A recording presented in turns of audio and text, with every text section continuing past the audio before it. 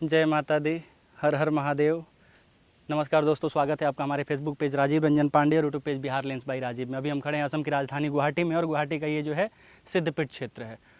कामाख्या माँ का दर्शन किए, उसके उपरांत गुप्त कामाख्या उर्फ वैष्णवी माता का हम दर्शन के लिए आए हैं, जो कि कामाख्या मंदिर से अमूमन 1 से 1.5 किलोमीटर अंदर में है। बाकी ये ब्रह्मपुत्र की तराई क्षेत्र है। आप देख सकते हैं ये पहाड़ी क्षेत्र है। और बाकी हमारे साथ हैं हमारे नवीन भैया और एक बहन भी है। बाकी हम लोग ये नज़ारा देख रहे हैं पहाड़ का और प्रकृति का। इसके साथ बने रहिए वीडियो में। बाकी ज़्यादातर तो आप देख ही सकते हैं, मार्ग ना दिखने के बराबर है, लेकिन रास्ता है जिससे आदमी दर्शन के लिए जा सकता है। हाँ, इधर आने के लिए किसी न किसी गाइड को ज़रूर ले लें जो यहाँ से निवास करता हो, जो यहाँ का निवासी हो, अन्यथा आप गुम हो जाएंगे। और सबसे बड़ी बात ये है कि शाम 4 बजे के बाद इस क्षेत्र में प्रवेश निषेध है। प्रवेश इसलिए निषेध है कि यहाँ जो है बाघ निकलता है, ऐसी मान्यताएं हैं, लोग कहते भी हैं और लोग देखे भी हैं। बाकी रास्ता तो आप देख ही सकते हैं। वृद्ध जनों से निवेदन करबद्ध प्रार्थना है कि जो भी वृद्ध लोग हैं वो इधर ना आए। माँ का दर्शन इस वीडियो में ही कर लें, क्योंकि इधर आने योग्य वृद्ध लोगों के लिए नहीं है, क्योंकि थोड़ा सा कठिनाई वाला मार्ग है, रास्ता भी कठिन है।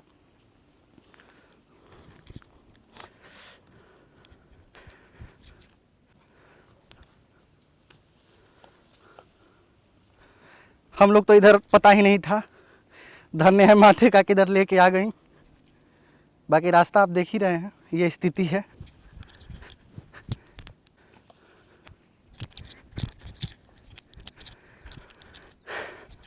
आप देख सकते हैं ये मार्ग है और ये पगडंडी है। खैर, माँ का सिद्धपीठ क्षेत्र है और ऐसी भी मान्यताएं हैं कि लोग गुप्त कामाख्या में आकर के बहुत सारी साधनाएं करते हैं। बहुत सारे तांत्रिक यहाँ आते हैं, बहुत सारे साधक यहाँ आते हैं और साधना में माँ का ध्यान करते हैं इसी क्षेत्र में। बाकी कामाख्या मंदिर के बाद इसका दर्शन कर लेना चाहिए।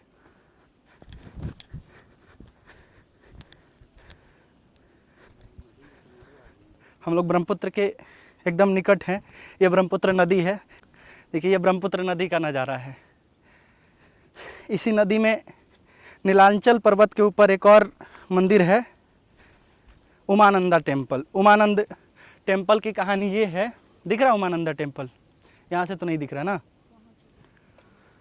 उमानंदा टेम्पल की कहानी ये है कि भगवान शिव ने उसी प्रांगण में, उसी जगह पे कामदेव को भस्म किया था। हाँ, दिख तो रहा है उमानंदा टेम्पल, आपको भी हम दिखाते हैं इस वीडियो में। वो देखो, थोड़ा सा जूम करके, वही है उमानंदा टेम्पल। भगवान शिव और माता पार्वती का स्थान है। भगवान शिव ने कामदेव को यहीं पे भस्म किया था और भस्म करके पुनः जीवित भी किया था उनकी अर्धांगिनी के क्षमा मांगने पे। भगवान शिव बहुत ही भोले हैं। उनके 12 ज्योतिर्लिंग भी हैं।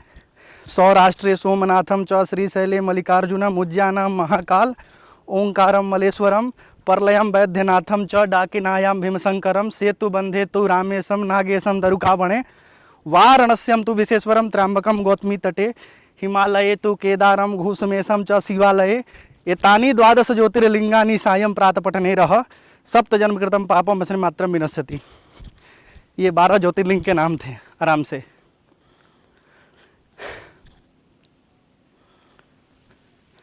हालांकि इधर दर्शन के लिए लोग आते हैं, तो असम सरकार को, खास करके पर्यटन विभाग को, और जो पर्यटन मंत्री हैं उनको इस पे ध्यान देना चाहिए था। ध्यान ये देना चाहिए था कि जो रास्ता है उसको सुगम करना चाहिए था।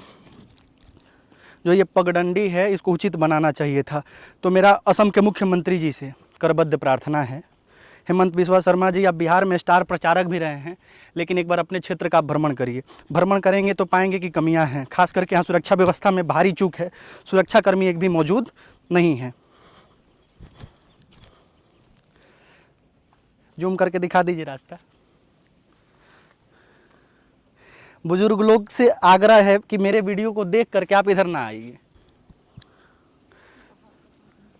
पहाड़ का पानी है।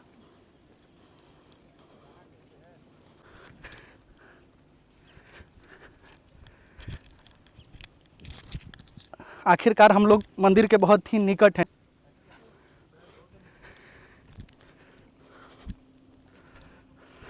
खैर हम लोग 1-1.5 किलोमीटर तो अमूमन आ ही गए हैं और इसी रास्ते के तहत आए हैं। फाइनली हम लोग गुप्त कामाख्या आ गए हैं। सबसे पहले यहाँ पैर धोना है और पैर धो करके आगे की ओर जाना है।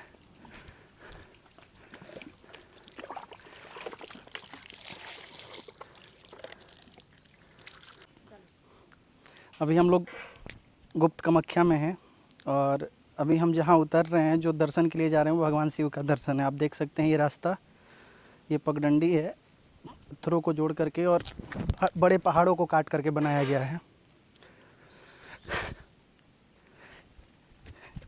गुप्त कामाख्या इसका नाम है, तो सही में ये गुप्त जगह है। और यहाँ के साधकों से हमें जहाँ तक जानकारी हुई कि ये जो जगह है, इसका खोज और इसका सपना जो है बिहार के बेगूसराय से एक साइकिल बाबा हैं, उनको आया था। उनको माँ ने दर्शन दिया था और उनके सपने में ये बताया था कि हम यहाँ हैं, और उसके बाद से माता की पूजा अर्चना यहाँ पे होती है। माता के अलावा यहाँ भगवान शिव भी हैं जो गुफा में हैं, उसी के लिए दर्शन के लिए जा रहे हैं। थोड़ा सा जूम करके दिखाइएगा।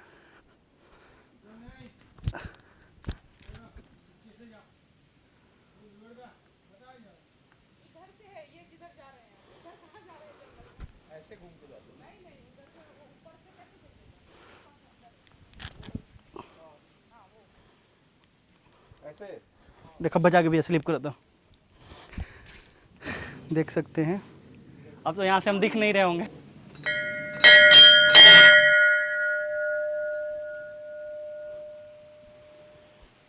दोस्तों आप देख सकते हैं हम लोग प्रकृति के गोद में हैं और ब्रह्मपुत्र के तराई क्षेत्र में हैं। ये ब्रह्मपुत्र नदी है पीछे, जिसको नद का श्रेणी दिया गया है। और ये जो जगह है ये गुप्त कामाख्या है, यानी कि कामाख्या मंदिर से जब आप दर्शन करके जहाँ बलि दी जाती है, उस रास्ते के पीछे से जब आएंगे तो ये रमणीक स्थान मिलेगा। ये वो स्थान है जहाँ बहुत सारे तपस्वी, बहुत सारे साधक आ करके तपस्याएं करते हैं। देख सकते हैं ये पीछे का नज़ारा है, पीछे ब्रह्मपुत्र नदी है, यहाँ भगवान शिव हैं जो गुप्त अवस्था में हैं। ये भगवान शिव के मंदिर की ओर जाने का ये रास्ता है। और ऐसी भी मान्यता है, पौराणिक मान्यता ये हैं कि यहाँ भी माँ की योनि गिरी थी। यहाँ भी माँ गुप्त अवस्था में है, पीछे में माँ का योनि भी है। बहुत सारे साधक यहाँ तपस्या में लीन हैं। एक बार आप दिखाइए कैमरा। और बाकी ये देख सकते हैं, ये जो दृश्य है ये ऊपर पहाड़ है। आप देख सकते हैं कि कितना ऊंचाई है इस पहाड़ का। और ऊंचाई से उतरने के बाद ये वो स्थान है जहाँ गुप्त अवस्था में माँ कामाख्या हैं और माँ के भक्त यहाँ माँ के तपस्या में लीन रहते हैं। और सबसे बड़ी बात ये है, यहाँ का जो वातावरण है वो काफ़ी शुद्ध है, प्राकृतिक माहौल है, बहुत अच्छा है। यहाँ रहने वाले लोग कभी बीमार नहीं पड़ेंगे, इसलिए नहीं पड़ेंगे कि प्रकृति की गोद में हैं और शुद्ध ताज़ी हवा ले रहे हैं। आप चारों तरफ एक बार वीडियो घुमा करके दिखाइए, देख सकते हैं प्रकृति का नज़ारा है। साधक ऐसे ही होते हैं, महलों को छोड़ करके, सोफ़ा बेड गद्दी को छोड़ करके, और साधना के अवस्था में लीन रहते हैं। उनको किसी तरह का मखमल, तकिया, बेडशीट, तोशक, रजाई का ज़रूरत नहीं है। इसलिए नहीं है क्योंकि वो तपस्वी हैं, साधक हैं और साधना में है। चाहे वो साधना किसी की भी हो, माँ की हो या प्रभु की हो या गुरु की हो। जब आदमी साधक हो जाता है तो सारी सुख सुविधा ऐश्वर्य को त्याग देता है। बहुत ही रमणीक जगह है। अब जब भी कामाख्या दर्शन हेतु आएँ तो इस जगह पे ज़रूर आएँ। ये जगह फिर एक बार आप देख सकते हैं कि ये जो जगह है कामाख्या मंदिर से ठीक 1 से 1.5 किलोमीटर पीछे में है। कामाख्या मंदिर का जो बलि घर है, बलि घर के पीछे से ही एक रास्ता, पतली सी पगडंडी आती है। ऊपर पहाड़ी पे चढ़ेंगे और चढ़ने के बाद आपको उतरना पड़ेगा। उतरने के बाद ये मनमोहक नज़ारा मिलेगा। खैर एक बात और है जो बहुत ही ख़ास है। ख़ास इसलिए है कि आप जब कामाख्या आएँ तो शायद बच पाएँ। पहला कि आप जब भी कामाख्या आएँ तो गुवाहाटी वगैरह रुकने का कोशिश ना करें, इसलिए कि कामाख्या में भी वही रेट है जो गुवाहाटी शहर में है। यहाँ तक कि गुवाहाटी शहर ही महंगा है।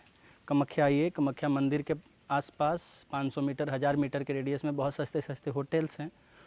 उन होटल का किराया 1500 से 2000 जैसा आप लेना चाहें वैसा है, जो कि गुवाहाटी के रेट से मिलता जुलता है। रही बात खाने की, तो गुवाहाटी में भी भोजन का वही पैसा है जो कामाख्या में है। तीसरी सबसे खासियत बात यह है कि गुवाहाटी जब रहेंगे तो कामाख्या आने के लिए आपको 100-200 रुपये ज़्यादा खर्च होंगे। लेकिन जब कामाख्या में रहेंगे और यहाँ की जगह पे होटल में रहेंगे तो आप यहाँ के बारे में और विस्तृत जानकारी ले सकते हैं। चौथी बात यह है कि आपको जनरल वाले कतार में नहीं लगना है। जनरल वाले कतार में लगेंगे तो माता का दर्शन नहीं हो पाएगा। माता के मंदिर के बाहर ही आपको दर्शन करके निकाल दिया जाएगा।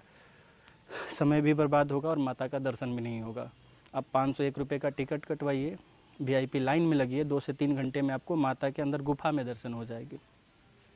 ये बातें यहाँ के पंडवा लोग नहीं बताएंगे। बहुत सारे बाहर वैसे घूम रहे हैं लोग कि जो लूटने के लिए बैठे हुए हैं। खास करके किसी भी ऑटो वाले, बाइक वाले, कार वाले से सलाह मत मांगिए, क्योंकि ये लोग सलाह बरगलाने वाले देंगे। आपको मूर्ख बनाएंगे, मूर्ख बना करके पैसे ऐंठेंगे और आपका पॉकेट ढीला करेंगे। इस बातों को हमेशा ध्यान रखिए।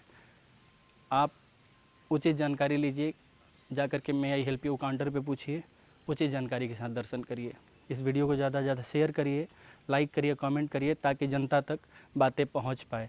और वीडियो को असम के मुख्यमंत्री तक पहुंचाइए कि बहुत अच्छा पर्यटक स्थल है आपका, खास करके कामाख्या गुवाहाटी। लेकिन आपसे करबद्ध प्रार्थना है कि सुरक्षा व्यवस्था का थोड़ा सा और प्रबंध कीजिए। चकाचौंध अच्छी है, लेकिन ये जो गुप्त कामाख्या वगैरह है, यहाँ बहुत सारे दार्शनिक आते हैं, लेकिन यहाँ जो है वो सुरक्षा व्यवस्था की कमी है। कोई भी प्रशासनिक ढांचा यहाँ पे नहीं है जो कि होना चाहिए था। जय हिंद, वंदे मातरम।